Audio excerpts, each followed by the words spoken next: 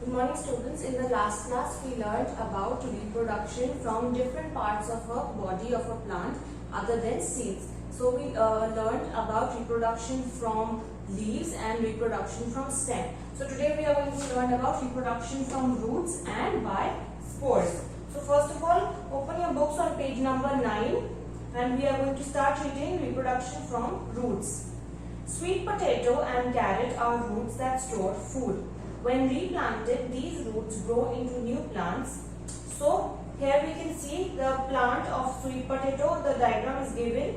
So sweet potato and carrots are roots that store food, and when they are replanted, for example, you cut a piece of sweet potato and then you plant it in the ground, or if you cut a small piece or you take a small piece of a carrot and then you plant it in the soil, then what happens is it grows into a new plant. So that is how you can grow food from roots of a plant as well. Now reproduction by spores. You know that certain plants do not have flowers and seeds. So how do they reproduce? Now certain plants, they don't have flowers or seeds. So how do they reproduce? Because we have learned so far that plants need seeds or flower or stem, something to reproduce. Some of them have special structures called spores that help in reproduction. So they have spores to help in reproduction. If you look at the underside of a fern leaf, you will see many dark colored dots.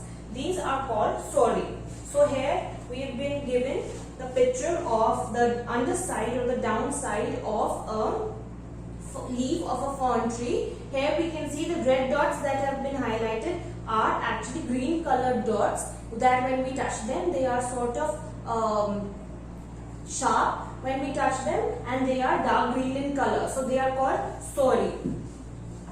The spores are produced in the sori. So the spores, they are produced in the sori and then they help them reproduce.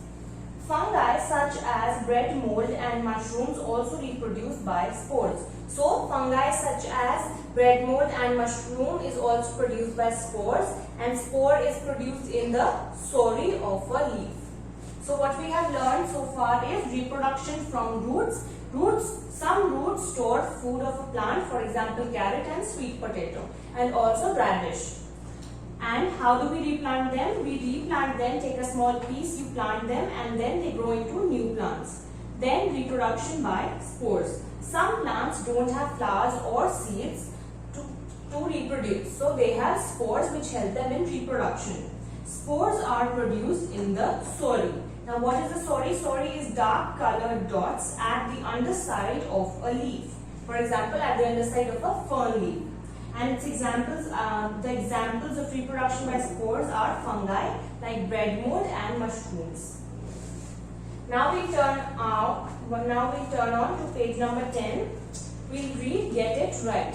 Ferns reproduce by producing spores. So how do ferns reproduce? They reproduce by producing spores. But the spores are not the seeds of fern. Underline this, that spores are not the seeds of fern. A spore has a very simple structure as compared to a seed.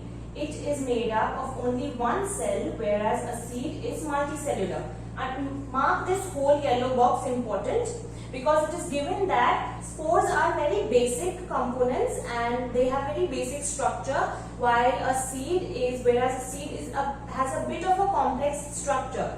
It is given that spores are made up of only one cell, whereas seeds are multicellular, which means they have multiple cells, they have more than 2 cells. Now what we have learned so far in reproduction in plants is that plants are reproduced from different parts of plants. For example, seeds, stem, leaves, and sometimes spores. So we are going to revise that, go through it on page number 11. There is a table given. So this is what we are going to revise. So reproduction in plants from seeds. For example, pea, corn and soya bean are reproduced from seeds.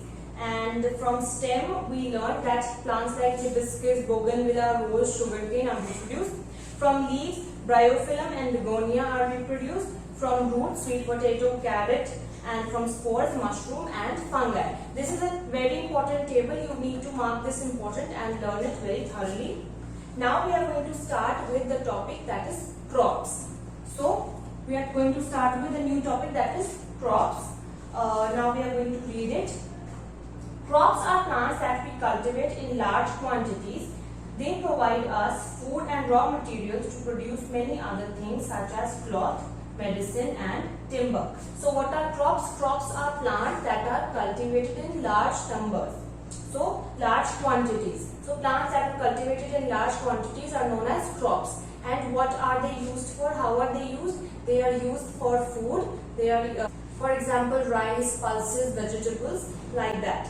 And for raw materials, we use them for raw materials. For example, cotton. We use cotton to make cloth, and we use wood for timber. We use some specific plants for making medicines.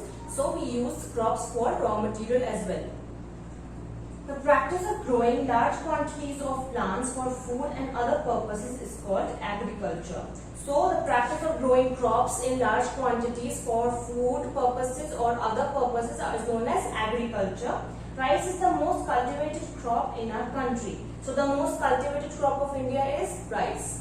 So what we have learned in the topic crops is that plants that are cultivated in large quantities, they are known as crops, and they provide us with food.